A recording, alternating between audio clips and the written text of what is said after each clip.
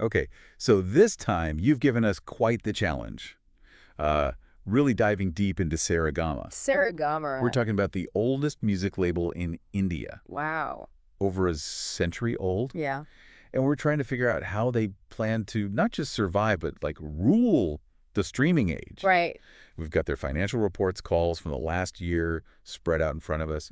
So where do we even begin? I think what's so captivating about Saregama is that they're juggling this incredible history, but they have a very modern, almost like aggressive vision for the future of music. Right. This is not a company that's content with just coasting on nostalgia. No, they keep using this phrase IP creation and monetization, which Yes. sounds very corporate-y, Yes, but it seems to be at the core of everything they do. it is. They want to own the rights to music, new and old, Yeah. and find every way to profit from it. It's a classic power move. By controlling the rights, they're not at the mercy of, shifting trends or algorithms on different platforms. Think of it this way. Owning land versus renting the apartment. Saregama wants to be the landlord. That's a good analogy. So that's why they're licensing to streaming services, but also using their music in films, TV. They've even launched a music learning app. Oh, wow. They're diversifying their income streams, which is absolutely crucial in such a volatile industry. Yeah, it's like they're playing 3D chess while everyone else is playing checkers. Exactly. Speaking of big moves, they're pouring money into new music. Yes. Close to INR 200 crores this year alone. Wow. And the names attached to these projects are huge. Yeah. We're talking top Bollywood studios, Yeah. regional cinema stars like Alia Bhatt, Akshay Kumar's. They even snagged the music rights for Prabhas's upcoming film, Kalki, 2898 AD. That's a big one. I know, right? So I think this aggressive acquisition strategy is fascinating for a couple of reasons. Firstly, it tells us that they're serious about shedding this old-fashioned image. They want to be the go-to source for new music across genres and languages, attracting those younger listeners Makes sense. who are the future of the market. But it's not just about chasing trends. This ties back into their IP strategy. By owning the rights to these new hits, they're setting themselves up for long-term revenue as these songs are streamed, license-utilized for years to come. So it's about staying relevant, but also building this treasure chest of assets Absolutely. for the future. Yeah. But they haven't forgotten about their back catalog, have they? No. Those classic songs are like comfort food for a whole generation of Indians. Absolutely. And Saregama seems to understand that nostalgia is a powerful tool. They're constantly finding new ways to breathe life into those old hits, whether it's through remixes, collaborations with contemporary artists, or by upgrading the audio quality to appeal to modern listeners. Interesting. It's a smart strategy, really. And speaking of smart strategies, did you see that they've gone all in on artist management? Now that's a bold move that really caught my eye. So they're not just signing artists, they're creating music with them, managing their careers, even securing brand endorsements. It's like they're building a music industry empire from the ground up. So instead of waiting for talent to come to them, they're becoming the talent factory. Yes. But what's the advantage of that beyond just having more control? Well, I mean, think about it. In a market as competitive as India's music scene, having that 360-degree approach to talent management gives them a huge edge. They can spot potential early on, nurture it, and then use their existing infrastructure and connections to propel these artists to success. It's a mutually beneficial system. The artists get the support they need, and Saregama reaps the rewards of their success. So it's like they're creating this whole ecosystem Exactly. where everything feeds into everything else. Yeah. But even with all of these smart moves, they're still facing a big gamble, right? Right. That whole paid subscription dilemma. That's been looming over the Indian music industry. Right. And to understand why that's such a big deal, we need to kind of zoom out and look at where the global music industry is headed. So globally paid music streaming is booming. People are happily shelling out their monthly fees for Spotify, Apple Music, you name it. Yeah. But in India, it's a different story. It is. In many ways, India is still a freemium market. People are used to getting their music for free. Right. Whether it's through ad-supported streaming platforms or, let's be honest, other means. Okay. So Saregama is taking a calculated risk by betting big on this eventual shift to paid subscriptions in India. And they're not just, crossing their fingers and hoping for the best. They've actually been pretty upfront about the challenges they're facing on that paid subscription front. 3 major platforms they work with, Saregama and Hungama, all shifted to a paid model this year. Yeah. And it hasn't been a seamless transition for Saregama. And that's because these platforms had what are called minimum guarantees in place. For when they were offering free streaming, essentially, Saregama was guaranteed a certain amount of revenue regardless of how much their music was actually streamed.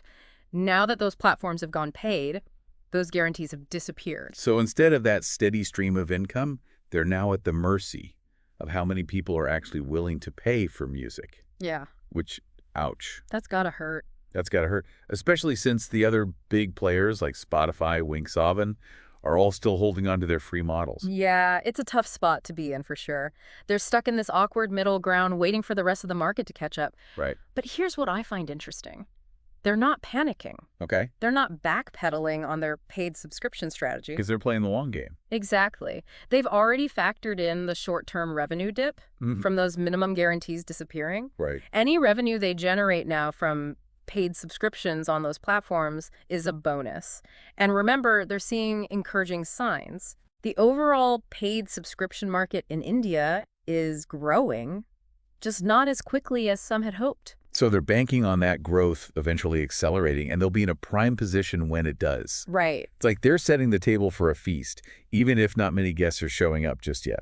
A very apt analogy. But they're not just passively waiting around. Remember how we were talking about them going all in on artist management? Right. And wanting to attract a younger audience? Well, that's where their acquisition of Pocket Aces comes in. Ah, yes. That was a power move. For those who haven't heard, they bought a majority stake in Pocket Aces. Pocket Aces. A digital entertainment company. And it's a big deal for a couple of reasons. Yeah. First off, Pocket Aces is hugely popular with younger audiences, which Saregama has admitted to struggling to connect with. Yeah.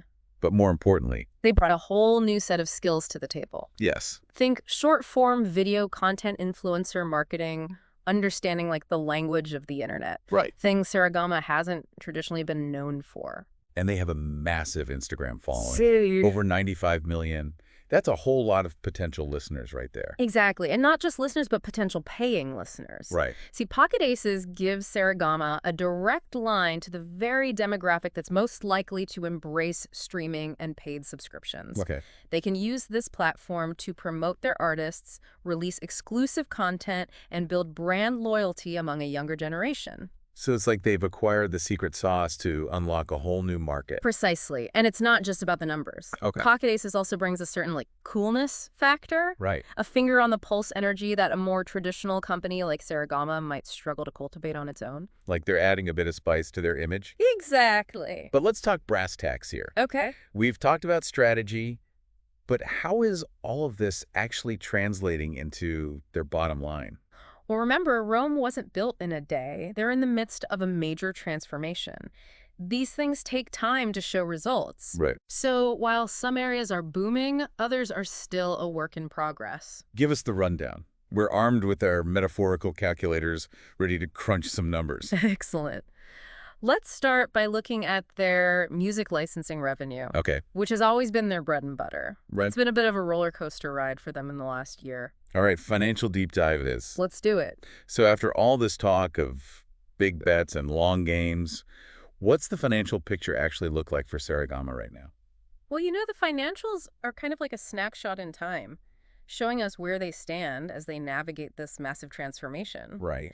So for the full fiscal year 2024, their operating revenue reached INR 713 crores. Okay, so that's about a 10% jump from the previous year? Yes. Not too shabby. Not too shabby. But I recall you mentioning earlier that their profit actually dipped slightly. Ah, you got a sharp memory.